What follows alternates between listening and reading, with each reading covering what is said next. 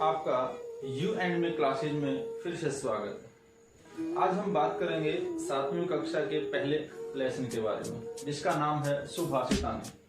उसके कुछ श्लोक यहाँ लिखे हैं, इन्हीं श्लोकों को हम पढ़ते हैं। देखिए पहला श्लोक, पृथ्व्यां त्रीणि रत्नानि जलम अन्नम सुभाषितम मूढ़ै पाषाण खंडेषु रत्न संख्या विधीयते।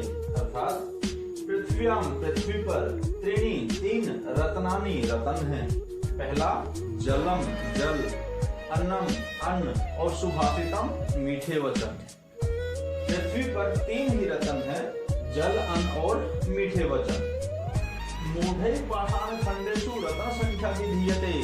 मूढ़ै मूर्ख लोग, पाषाण खंडेषु पत्थर के टुकड़ों को रत्न संख्या विधीयते रत्न की संख्या दे देते हैं। क्या हिंदी बनती है? पृथ्वी पर 3 रत्न हैं, जल अन्न और मीठे वचन। मूर्ख लोग तो पत्थर के टुकड़ों को भी रत्न की संख्या देते हैं। नेक्स्ट, सत्येन धार्यते पृथ्वी सत्येन तपते रवि सत्येन वाति वायुश्च सर्वं सत्येन प्रतिष्ठितम्। अर्थात सत्येन सत्य के द्वारा, धार्यते पृथ्वी धारण की जाती, अर्थात पृथ्वी सत्य के द्वारा धारण की जाती है। सत्येन तपते रवि सूर्य सत्येन तपते सत्य के द्वारा तपता है। सत्येन वाति वायुश्च वायु वाति बहती है, सत्येन सत्य के द्वारा। हवा भी सत्य के द्वारा बहती है। सर्वम सत्य प्रतिष्ठितम, सब कुछ, सर्वम सब कुछ, सत्य पर, प्रतिष्ठितम धारण है, अर्थात सब कुछ पृथ्वी पर ही धारण है। दाने तपसी शौर्यम च विज्ञाने विने नये विस्मयो न ही कर्तव्यो बहुरत्ना वसुंधरा। कहते हैं दाने दान में, तपसे तप में, शौर्य में, च विज्ञाने और विज्ञान में अर्थात विशेष ज्ञान में, विनय विनम्रता में, नए नीति में, विस्मयो नहीं कर्तव्यो, विस्मयो हैरानी नहीं करनी चाहिए।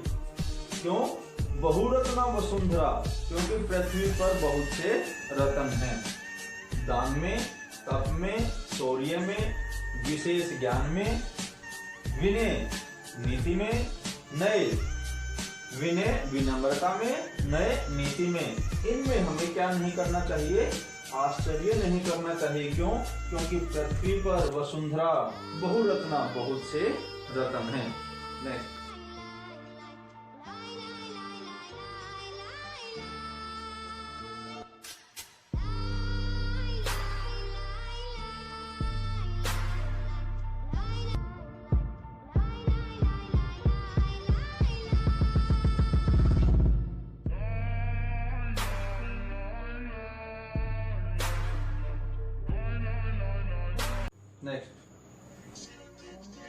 सद्भिरेव सह आसीत् सद्भिः कुर्वीत संगतिम् सद्भिर्विवादं मैत्री च न असद्भिः किंचित आचरेत्।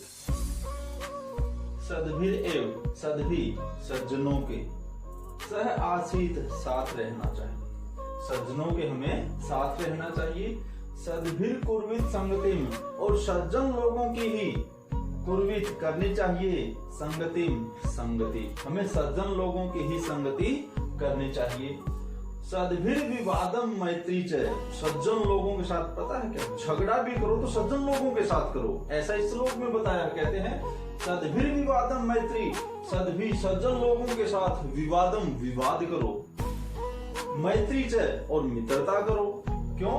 क्योंकि न असद्भि किंचित आश्रित, फिर कहते हैं कि न असद्भि, जो सज्जन नहीं है अर्थात दुर्जन लोग, उनके साथ तो किंचित आश्रित, थोड़ा सा भी व्यवहार नहीं करना चाहिए। इसलिए कहा गया इसमें कि हमें जो कुछ भी करना है वो सज्जन लोगों के साथ करना है, उनके साथ रहना है, उनकी संगति लेनी है, उनके साथ दोस्ती करनी है, इवन देन उनके साथ हमें झगड़ा भी करना है। क्यों? क्योंकि सज्जन लोगों के साथ की हुई हर बात हमें कुछ न कुछ देकर जाती है, सिखाकर जाती है। दुर्जन लोगों का साथ तो हमें साथ भी नहीं करना चाहिए। नेक्स्ट में कहते हैं धन धान्य प्रयोगेषु विद्या आहारे व्यवहारे च त्यक्त लज्जा सुखी भवेत। सुखी कौन होता है? सुखी भवेत, सुखी कौन है? उस व्यक्ति के बारे में यहाँ बताया है। कहते हैं धन धान्य प्रयोगेषु, धन और धान्य का प्रयोग करने वाला। जिसके पास पैसा है, जिसके पास अन्न है, उनका भरपूर प्रयोग करे। विद्या संग्रहेषु च, और ज्ञान को संग्रह करने वाला।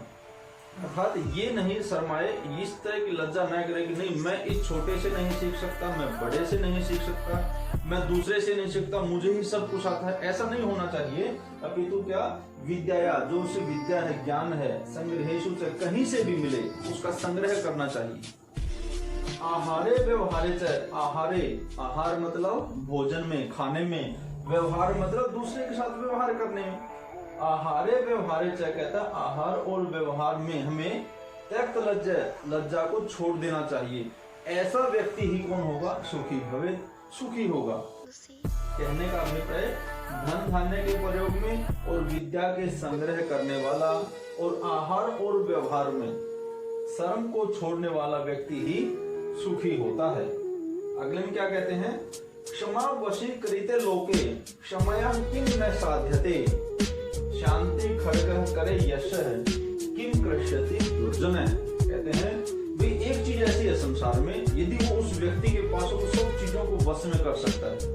अब वो चीज कौन सी है? वो बताते हैं क्षमा। क्षमा एक ऐसी सबसे बड़ी ताकत होती है, यदि जिस व्यक्ति के पास है वो इस सारे संसार को अपने वश में कर सकता है।